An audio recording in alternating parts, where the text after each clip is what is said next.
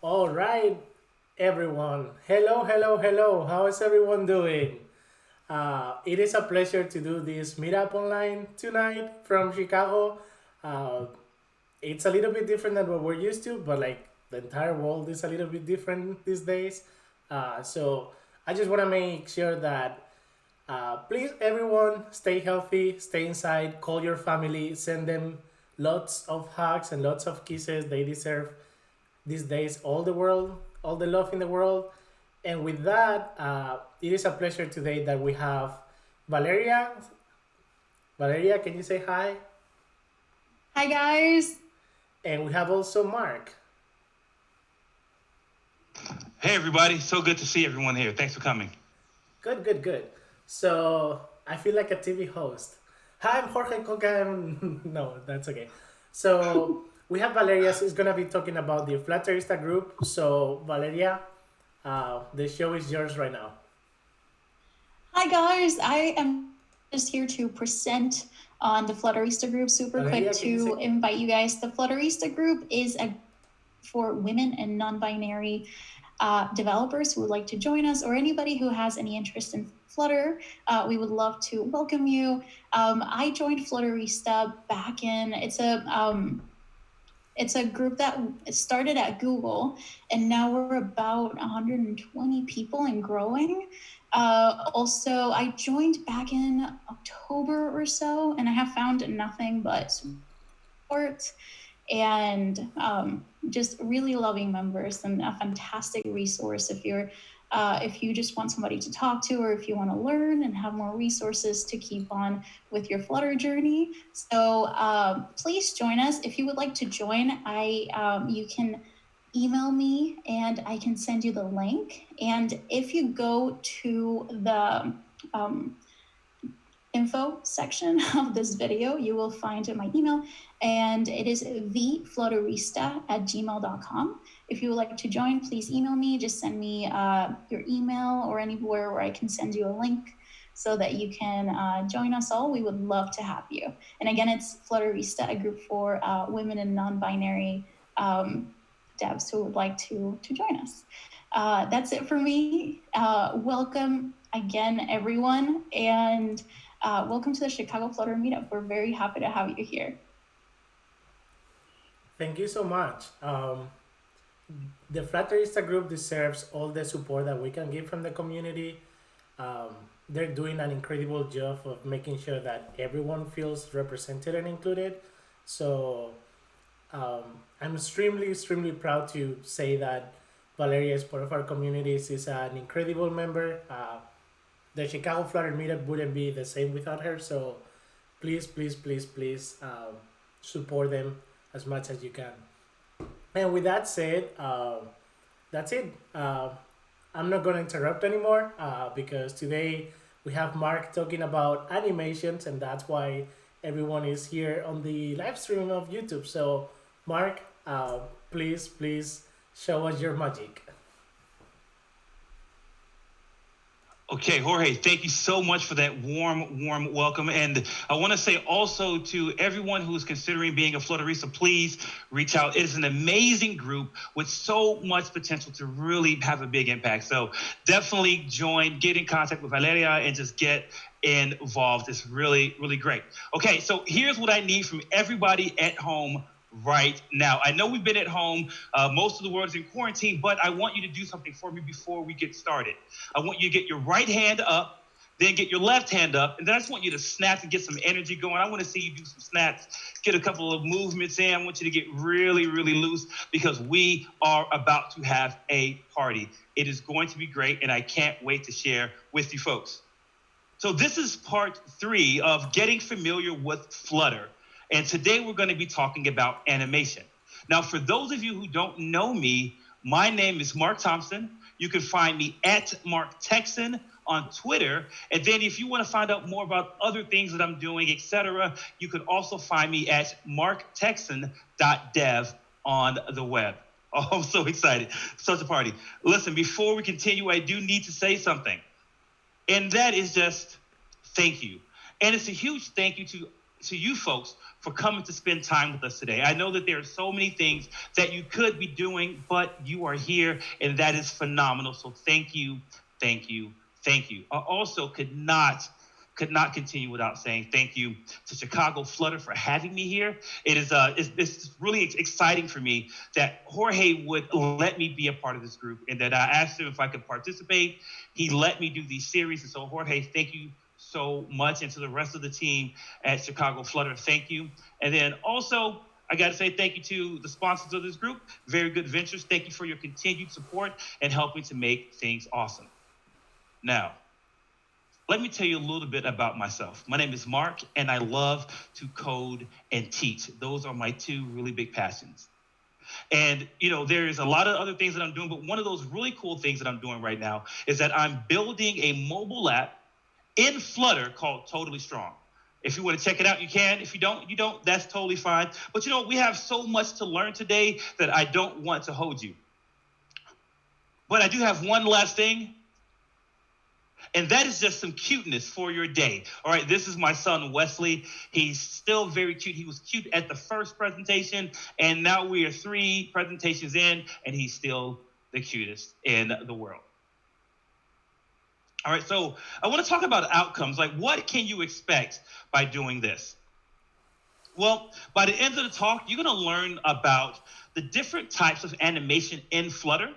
Okay, then we're also going to talk a bit more about what animation might be right for you. Then we're going to work and see our updated Kindler app. And listen, folks, we are on a roll. And last but not least, we are going to have a blast doing it. It is going to be so much fun. The story continues because I have some news that this is the last part of the series. Sad, a little tear. And I know that we're about to have a blast, okay? And I'll tell you why. Because we've got some more news from our investors. So these last 2 meetups talking about Flutter, we've been really focused on getting this venture capital from these investors for our hit app, Kindler. Okay, they liked it. They said, hey, we won't go forward unless Mark is the CEO. I tried to fight it, but they wouldn't go for it. And then they said, you know what? We want something else. We want more flash in the app. We want the app to have more flash to it. And they said, if we do that, well, when we do that, Silicon Valley, here we come. Virtually. Okay. Here's our app so far. Meet Kindler. You can find friends like never before. If you had trouble finding friends, Kindler is your solution. So now the question is, how do we even add Flash to the app? What do we do? Well, this is what I was thinking about. Just kidding. No. Not that type of Flash. Okay? When we talk about Flash, what the investors are asking for is more animation, right? And when we say more animation, we want to delight our users. We want to create an experience that makes a user, when they use the app, they feel good about it. They're involved, and they just feel like this is such a delightful experience. So we want to delight our users, and animation is a way that we can do that. So that's how we're going to take the Kindler app to the next level. We're going to add some animation to our app. Now, there are some opportunities to delight. I like to call them delighting opportunities. One opportunity is whenever you have a loading screen. Some of your favorite apps have really cool loading screens. Another opportunity to delight your user, well, is whenever there's a touch interaction. So we'll see something about that too. So when you touch something on your app and then the app responds in a really cool way, that's a really great way to delight your users. And then when data changes, that's another really cool opportunity to delight. So we're going to focus on just these 3 today. These are the 3 that we're going to spend our time on with our Kindler app. All right, let's go.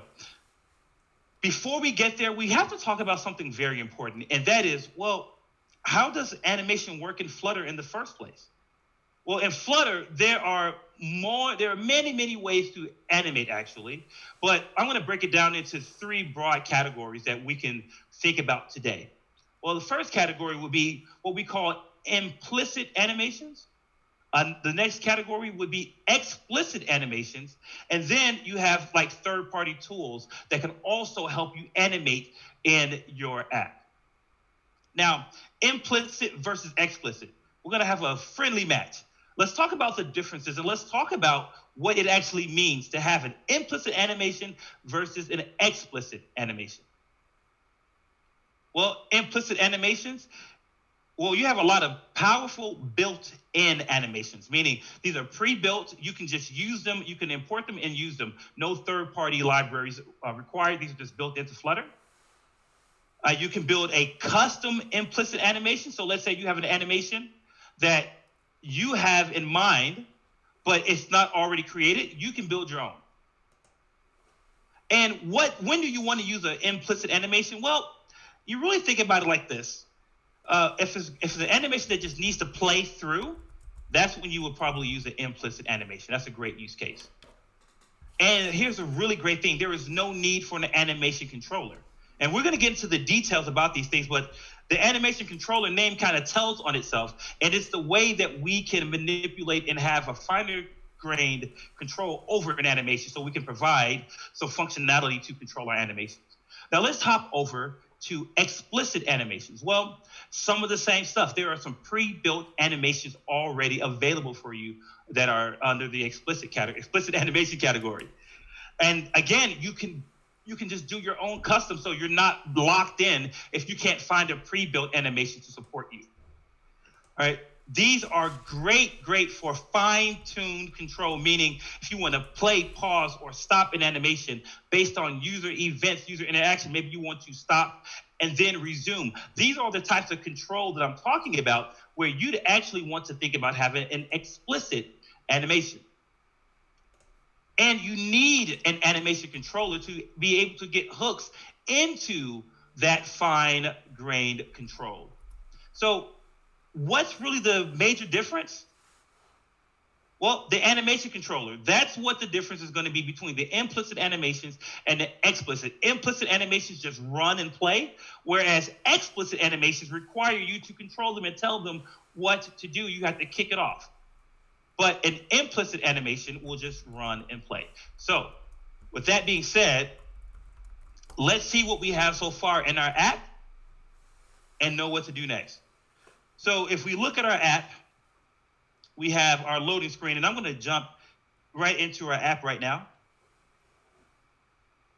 So this is Android Studio, and then I'm using an Android emulator.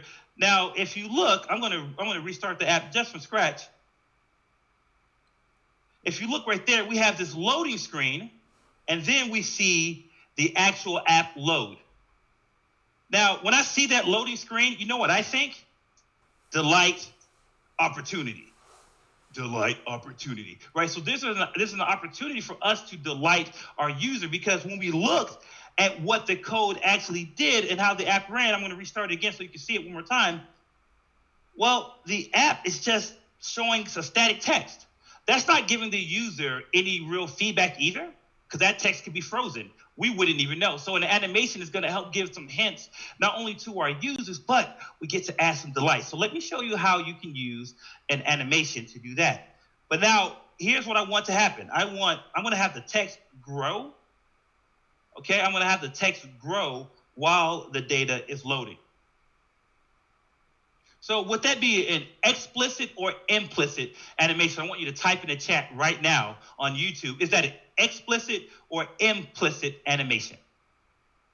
All right, let's see the answer. It actually is an explicit animation because I want more control over that animation. I want control when it starts and when it stops. Okay, so let's look at how we can accomplish making this animation. Do we want, so in the main.dart, and here's a reminder, this code will be made available to you after this talk. There's a GitHub repository. You'll get the code, you'll get the slide, you'll get links, you'll get everything your amazing hearts desire. Okay, you're gonna get all of that stuff. Already, you can see that I have on line 28, I have an animation controller, and then I have an animation. So I'm gonna go down to the part of the code. I'm gonna skip over some stuff just so you can see where we're gonna start from. here is our code right here, starting at line 105, going all the way down to line 109. So I have a container that just has the text loading. Now, if I want to do an explicit animation, but I want to use a built-in one, these are the widgets that you can use. Now, animations are a widget, so they still go in your build method, which is really, really helpful. So I'm going to change this container to a default text style transition. Now, I can tell you something really cool here. The fact that you see the word transition at the end, that is a hint that this is going to be a explicit animation and one of our pre-built ones. And what this animation will do is go from one text style to a different text style. And I'm going to show you where we actually define that. So let's go back up to where we define where that happens. Now, in the previous talks, I talked a lot about stateful versus stateless widget. I'm not sure what to do about those or how that comes into play. That's not the hugest part of this talk, but you might want to go back and look at some tutorials or read the excellent Flutter documentation to see what the init state function does. And I'll say here, I'm overriding the state from my parent class, which is going to be a stateful widget. First up, I have to add an animation controller. And I told you before, the animation controller is what allows me, it gives me the power to be able, I'm going to zoom in just a bit so we can make sure we can see on the live stream. Okay. The animation controller gives me the power to hook into the animation. And it takes two parameters that I'm going to use, VSync and duration. I'm going to come back to VSync. I want to talk about duration first. The duration here is how long the animation should run. Like, how long is the animation cycle? Okay. I'm saying it's 5,000 milliseconds, which is going to be about 5 seconds of animation for it to go all the way through. And remember, I mentioned with implicit animations, those are the ones that you just want to play and just go. But what I want is for this animation to happen until something else happens. Well, what's that? Until we end up loading the page. So I'm going to set the animation on repeat. If this were an implicit animation, it would just go one way, and then at the end of the animation, that's where it would stop. But we have something a little bit different here. I'm saying repeat this animation. And these two dots here, this is the cascade feature. So where I create my object with my animation controller constructor, I use the cascade operator, and I'm able to access that same newly created object and call this function without changing what gets assigned to the left-hand side. So that was a lot. Let me say that one more time, just a little bit more slowly. The cascade feature is going to allow me to, one, when I have my newly created object, I want this to be assigned to my animation controller. But I want to call a repeat. The other option I could have had was to do this, animation controller dot repeat at the end. But you already know, as a developer, that's too much typing for me. So I'm going to take this nice, convenient shortcut and use the cascade operator. Cascade operator. Yeah. All right. Let's go back to this VSync thing. And in short, what this is going to do for us, it's going to let this animation know if the widget, which is our homepage state here, our homepage widget, is going to let us know if the widget is on screen, because you don't want the animation running in the background just taking up frames and just drawing. That's just processing power that you can free up. So that VSync is going to allow us to know what's going on. What's going on? Next, this specific explicit widget that we're using, the default style transition widget, takes a special thing called an animation. So you need an animation controller and you need an animation. But first, I see something really interesting here. I see this thing called a text style tween. Now, the keywords here I want you to dive into is this idea of a tween. Now, a tween is short for between, because what it's going to do is help you to interpolate values between A and B, whatever those are, your start and your end. So if I was starting at 0 and I'm going to 10, my tween would help me get the values that I need between 0 and 10. In our case, we have a special tween that says, what changes need to happen to this style? What changes need to happen to this style for our text between going from font size 14 all the way up to font size 26? And and bow. All right, and you have a color of black. So we go from black to gray. So this tween, instead of me having to do the complicated math and figure out what those steps look like for our animation, the tween will allow me to get that. And then once I create my text style tween, I go to my animate. And that's where the animation controller and the tween kind of partner together, because I say, hey, I want to provide these values, and here's my animate. I want you to animate, but I want you to use the animation controller, which gives me all that information. So you put those two together, you get your animation. That is phenomenal. I'm very excited about that, because if we look down in the code, when we use it, it's not as jarring as it would be if we had to write even more code to do this animation. Anyone who's ever done frame by frame animation knows that this type of stuff can be a hassle. But the built-in explicit animations are actually going to help me right now. So let's see how it works now that we've added it back into our code. I'm gonna refresh. And as you can see, the text was growing as we were loading the data. But you know what? I want to make it even more obvious that what's happening. I'm going to take this text. I'm going to go into the danger zone. We're going to 36 points. Look at that. Now let's refresh and let's give it another try. I don't feel like that's dramatic enough. I want my user to be delighted. That's the delight number right there. It's a mathematical constant called the delight number that I just made up, 86. So let me refresh it, or excuse me, a hot restart, excuse me. Now, look at how big it's getting. And so that makes the user feel like, wow, something is happening. But you know what? I got to take it up a notch. I'm going to run it again. That's like someone saying, coming soon to a theater near you, some awesome animation. Now, we said that that takes 5,000 milliseconds to complete. What would that look like if it only took 500 milliseconds to complete? So I'm going back up to my animation controller, and I'm actually making a change here. I'm making a change here to only do half a second. Let me refresh.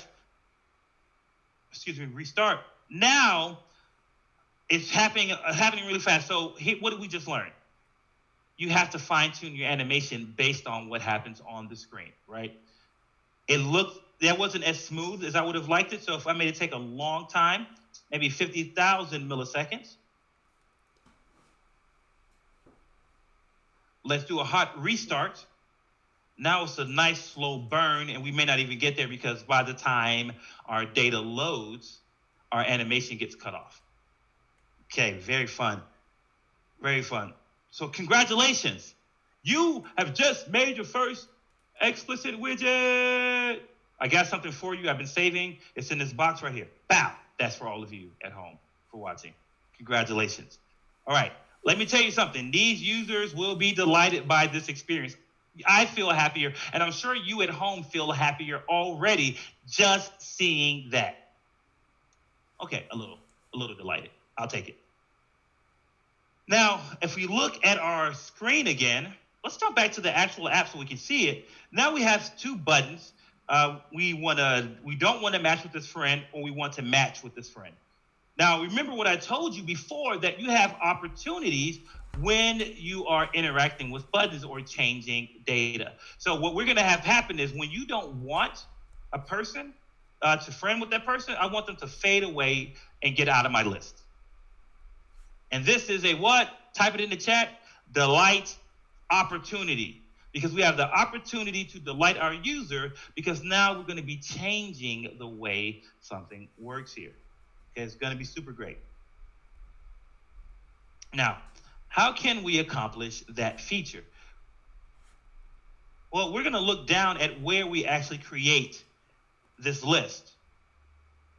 So if we go all the way down, we're using something called animated list here.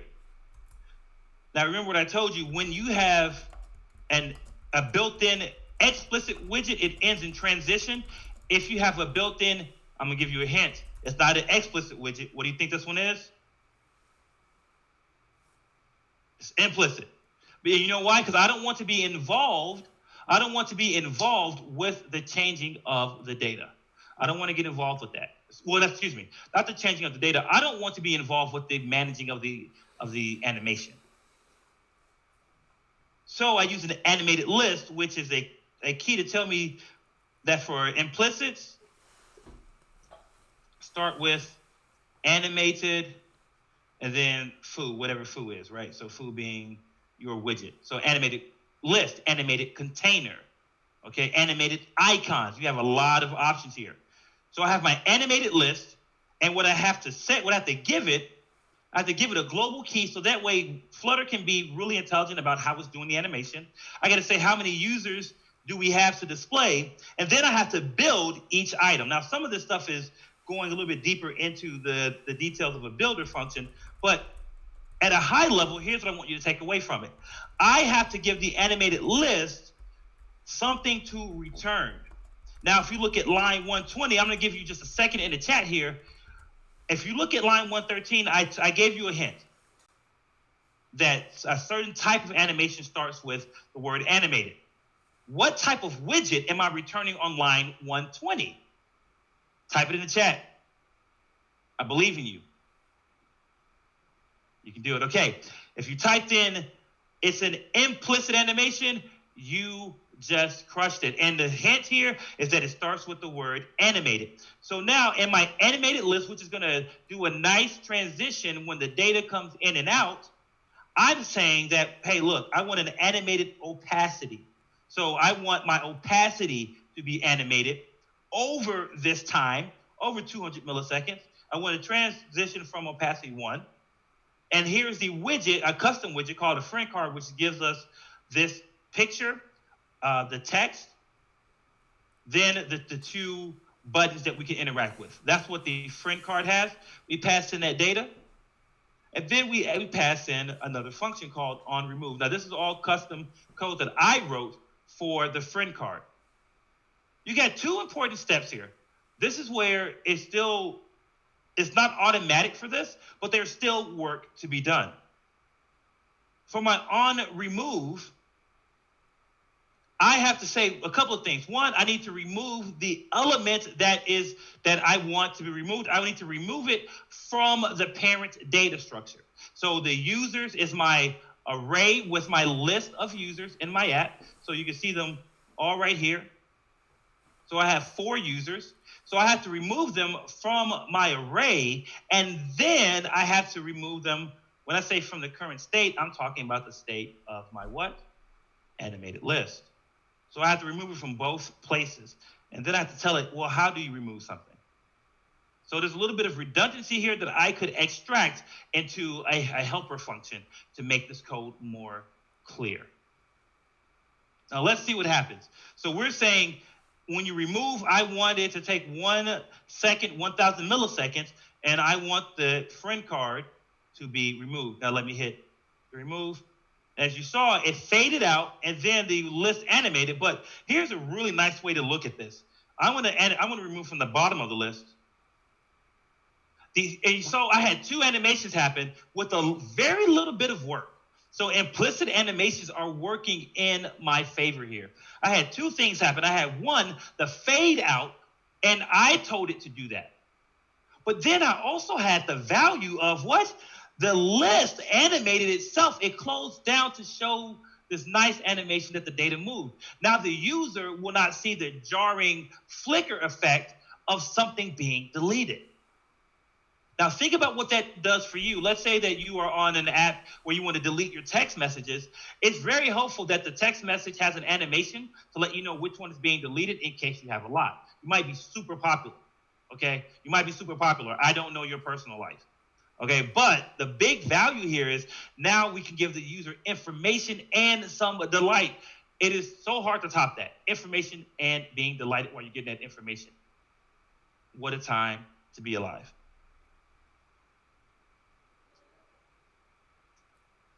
Congratulations. Again, that's your second congratulations because the second amazing thing happened to you right now.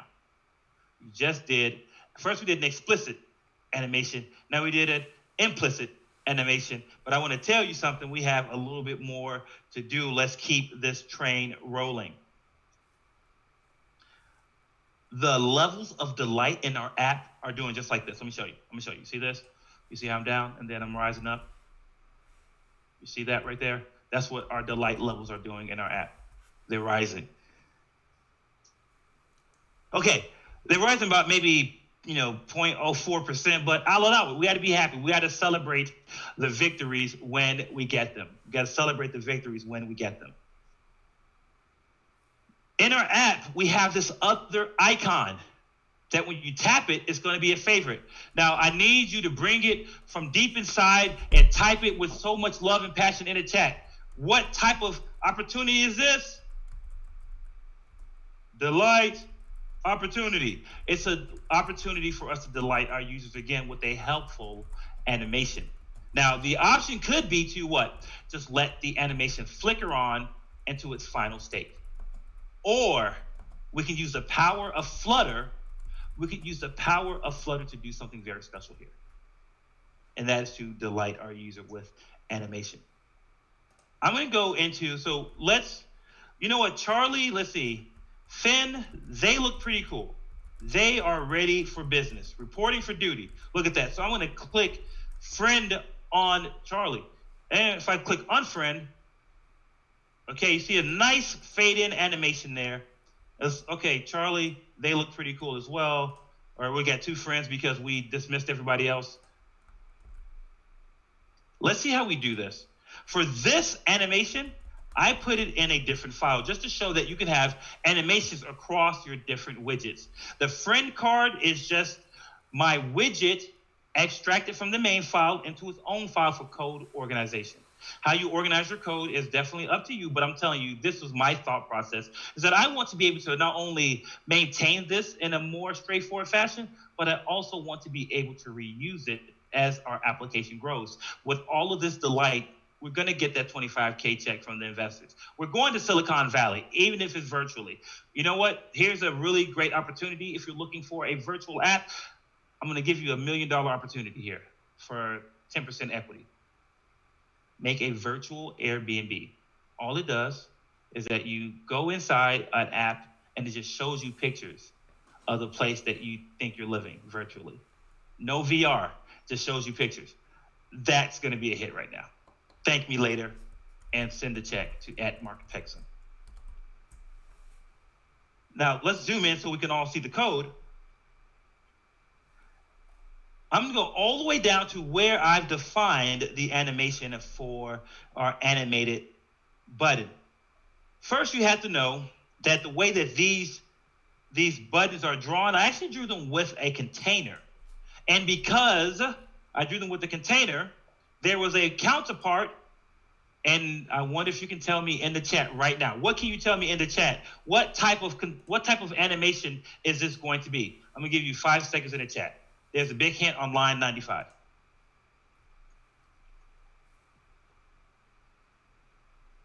If you guessed implicit animation, you are correct, and you can find out because it starts with animated. That's going to be a dead giveaway. Animated. So it's an implicit built-in animation here. Here's some really cool things that I get to do with this one. So I give it the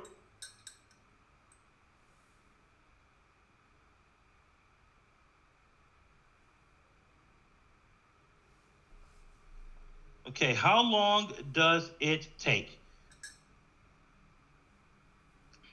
Well, I think that it takes just 200 milliseconds.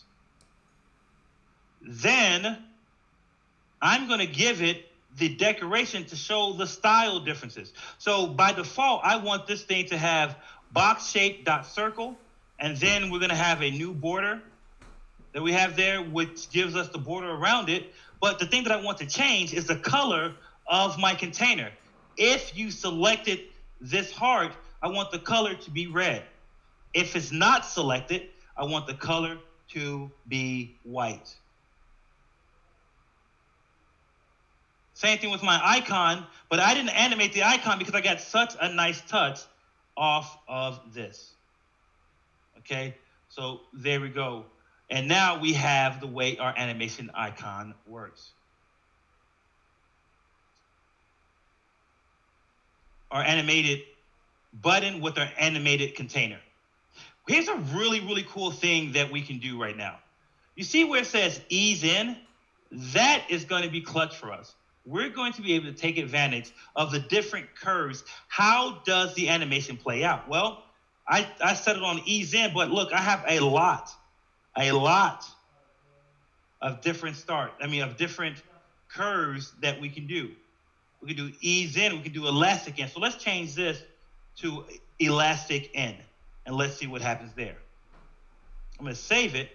Now, you see it's more of a pop. Now I've given the animation more of a pop. But I have more options here. I can do bounce in and out. Let's see what that looks like. It looks more similar to what we had before. Doesn't seem to be as dramatic as that pop that we got from the last one that we tried, the elastic in. That was a great one. So we're going to change it to elastic in and now get a little pop. Let people know that you're feeling the love. Okay, team. Explicit or implicit animation. Well, this one turns out to be an implicit animation. Okay, we did not control the animation. So then we got to win there. There you go. Third time's a charm. Look at that. Look at that. The animation is still going on. And your users, listen, the level of delight for your users is over 9,000 at this point. It is through the roof. How excited are you about that?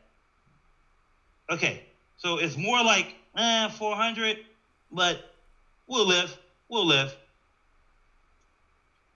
Now, here's a really interesting question that I like to ask. What else can I do? What else can I do? Well, when it comes to this type of stuff, you have a lot of options. For other animation types, you can use pre-packaged tools. Like Flutter Team just released something really cool called the Animations Package. And it's by the Flutter Team, and guess what it gives you? It gives you a ton of pre-built animations that adhere to a lot of the standards of the material design for how animation should work. Now, you don't have to do material design with these animations, but you have these nice, high-quality animations that you can just plug and play. There's another one based off animate.css called Animate Do. That plugin that you can get by Fernando Herrera, that one's another very, very nice one that you can work with, okay? And then finally, you have drawing and animating tools with things like Rive and Lottie. I love Rive. Rive is a very, very great tool that I think if you are a designer and developer, or just a designer or a developer, whatever you want to do, if you want to make some really cool draw style animations, Rive will be really awesome if you're somebody who's more into the Adobe suite. There's even a Lottie plugin for Flutter. So you have some options there, which is really, really exciting. Or you can roll your own. You can roll your own. When I say roll your own, I'm saying you can build your own animation here. So let's take a look at what that looks like. Okay, so I have this gist that I made, and I want to show you what this looks like. So I wanted to build a loading animation, something that you would see in an app. Now, this animation is taking some time to run so you can get the picture, what's happening, but this is the type of animation that I would like to make, right? Now, here's what's really interesting. How much work it was to actually build this animation. And I'm going to walk you through it. I'm going to walk you through how I built it. And then we'll talk about what can you do from here, okay, folks? Now, that one just completed. Starting off, and this code will be available as well. First things first, when you're going to be doing your own custom animation with a custom painter in Flutter, you're going to need animation controllers for sure, but you also are probably going to need the single tick provider state mix-in as a mix-in to your class. And that's going to give you access to making this class be able to notify via vsync if things are on screen or off screen for that same reason that we talked about earlier. But let me tell you how I created this. First things first, I made an animation controller. Then once I made my animation controller, I gave it a duration of 20 seconds. And you saw for 20 seconds, we can make this 2 seconds and see how it runs, which it'll run much faster.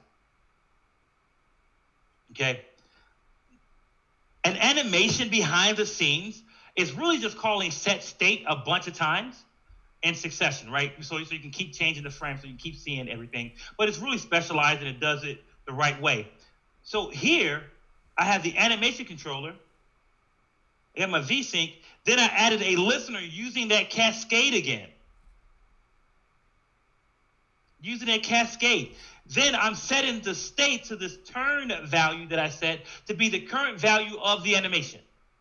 Okay, it's the current value of the animation. And then, like I said before, I'm responsible for this animation because this is going to be a custom explicit animation. It's all custom rolled from the bottom all the way to the top. Then I'm saying set the animation to forward. But you think that would be it, like I would be done. But nope, there's more. Inside my build method for this widget, I have to use a custom painter. Now, a custom painter is something that it's a tool, it's a widget in Flutter that will allow you the possibility to draw as you please on the actual canvas. Now I have my size and my arc painter. So the arc painter is what I made as my custom painter, but the size is going to be how big is the canvas. So now let's go check out the arc painter because a custom painter needs a custom. Wait, let me make sure I say it right. My custom paint needs a custom painter. So I had to define the custom painter. Now I give it an angle, and then I have to answer this question. I'd say, well, for this custom painter, when should I redraw this? When should it be redrawn to the screen? Well, it should, in my case, be redrawn every time the angle of the arc that I'm drawing changes. And that value comes from the animation. So down in my paint method that I have to override, you can see where some of the magic is happening. I create some paint. I give it some style. So if I want to make my arc red, I can say colors.red and do a run again, and now it'll be red. I have to say what the stroke width is. Let's say I want a super thick circle. I can say 25 stroke. And then I get to say what the painting style is. Now this painting style, that is going to let me know if I do stroke or something else, okay? But we're not done yet. So there's a little bit of math involved. We're not going to go very deep into the math, but there's a little bit of math involved here. We have the rectangle that I need to make, and I want to say I want the rectangle to, so from left top with height, okay? So I'm saying 0, 0, half of the width, half of the height is my size. Then I finally get to the canvas. I finally got to the canvas. Now for the canvas, this is where I'm going to say I get to draw my arc with my rectangle. It's 2 pi. So this is in radians. So if you think about the radian chart, 2 pi is like, so if you have a circle, 2 pi is here. I want to start from there. Then I want to go back around to 2 pi. But how to define the drawing of the arc, I really want to say it's the percentage of complete of our animation. And I'm going to leave it at that for now. It's the percentage complete of our animation so far. Then I pass in my paint. I'd never even used my degree to radian because then I actually figured it out to what I wanted it to be. And then this is all the code that it took to draw the circle. Now, would I recommend that this be the way that you do it? I don't think that this is the option for you all the time. Here's how you can figure out, because once we figure out what to do here to make this animation, then we have to think about all of our choices. So we did our demo. So how do you know which path to go down? Well, I want to say this. It depends, right? It depends on what your use case is, just like so many things in software engineering. It depends on what your use case is, and here's how we're going to figure this out. Emily Fortuna made this amazing, amazing chart. Now, don't read this right now. We're going to link to this blog post where the chart is laid out, but it walks through how you can decide which animation tool is right for you. Should you use explicit? Should you use implicit? Should you use a combination? What should you do? And I'm going to give you some high-level answers, okay? And then you can go deep into this chart. First, see how far you can get with the implicit built-in widgets. So these are the widgets that are provided for you with animations, and they just play through, meaning when it starts, it plays all the way through. See how far you can get with that. If that's not what you want and you need a little bit more control, then I would say, well, see how far you can get with with a built-in explicit widget with an animation controller. The animation controller will give you more of that fine-grained control. Let's see what you can do with that. And then if all else fails, if that doesn't work for you, then you start looking at custom implicit, custom explicit. Then you start looking at things like combining. Then you start looking at things like custom painter and what I just showed you with how to draw that loading progress indicator. So you start looking at all the different parts to try to figure out what works for you. But this chart is excellent. Emily did an amazing job here, and we're going to give the link to this, and you can go through it yourself. Now, so in closing, let's talk about just the high level of what we talked about today with Flutter animation. Well, there are multiple ways to build animations, and we just talked about 3 of them. I just showed you implicit animations, so pre-built implicit, pre-built explicit, and even how to do a custom rolled explicit animation where you roll your own. Okay, you have those options. And remember that pre-built implicit are probably the way to go for most of your use cases because they're so powerful and they're still customizable inside what they provide to you.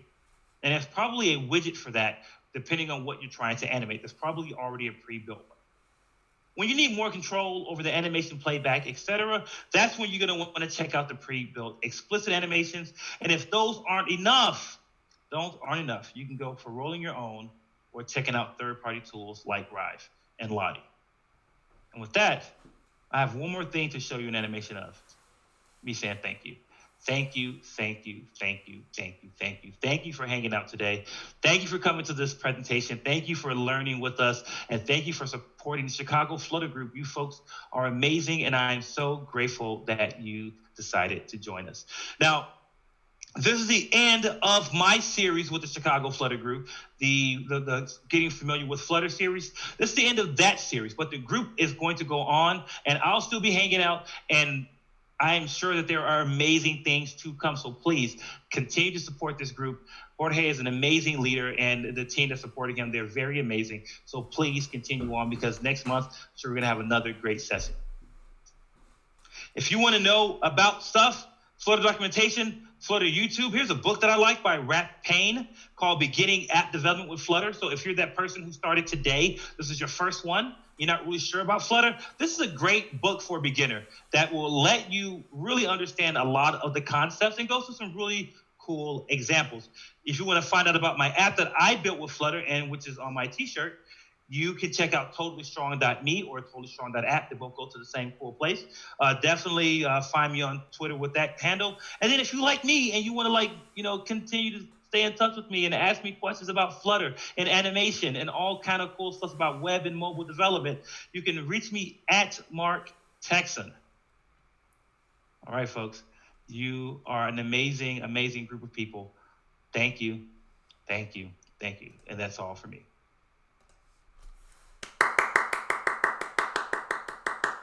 I think that everyone at their homes, they're gonna be clapping like me. But that was amazing. So we had a few questions in the chat. Sure.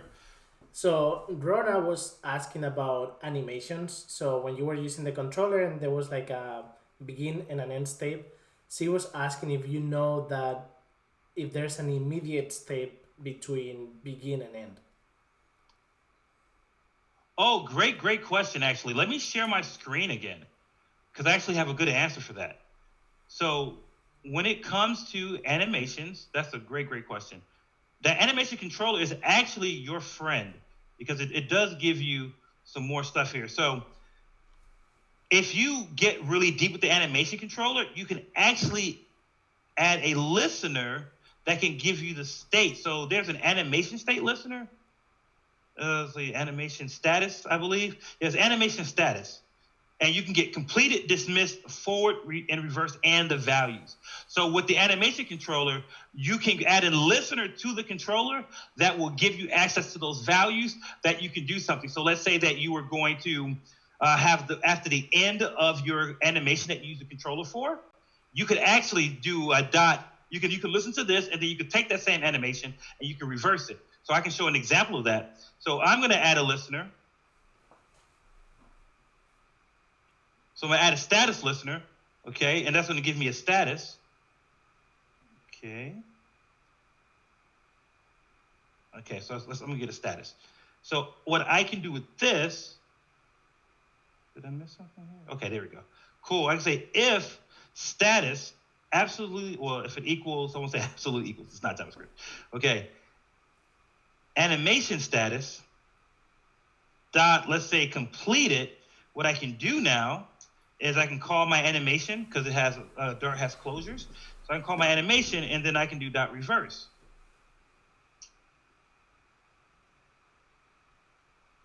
So when the animation completes, we're going to see it go back.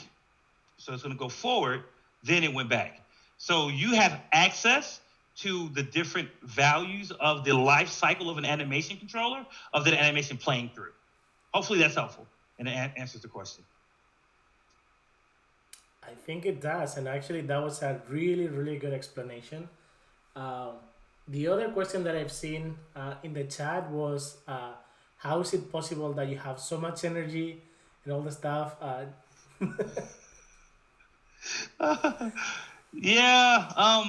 I'll be completely honest. All my energy comes from a very sincere joy to be alive. And that is really where it comes from because, even before Corona, even before that, I'm just very happy to be here. I'm very grateful that people want to spend time with us because I feel like you could be doing so many other things with your time and you chose to be with us. So that really energizes me to think that people want to be here voluntarily. So yeah, that's where it comes from. I've been checking the chat and there's folks from Brazil, from India, from of course from Chicago, from Denver, all over the place. I know that you and me, we talked a while ago about like trying to do these events online, and I was telling you like, I don't know, because this is kind of like a way to like for us locally to meet. But I think after seeing all the love that we're receiving from the folks online, it's changing my mind. So yeah, thank you everyone. I really want to say also big thanks to Valeria. Again, like she's advertising and leading the Flutterista efforts here with us and like also like online. So in the video description, there's an email where like for those folks that they might want to join the Flutterista group, send her an email and she will be in touch. And other than that, like we will meet at some point in April. I still don't know about what, so I share in the chat the information about how to get in touch with the Chicago Flutter community. So if you have ideas, if you have a topic that you want us to cover, or you actually want to volunteer to talk or anything, literally, or just to say like, hey, make sure that Mark receives like really high fives and all the stuff, whatever you want to tell us or tell Valeria, please send us an email, use Meetup, use Twitter, we're available. And otherwise, like, I'll see everyone probably online. So please stay healthy, everyone. We love you. Bye. Bye. Thank you.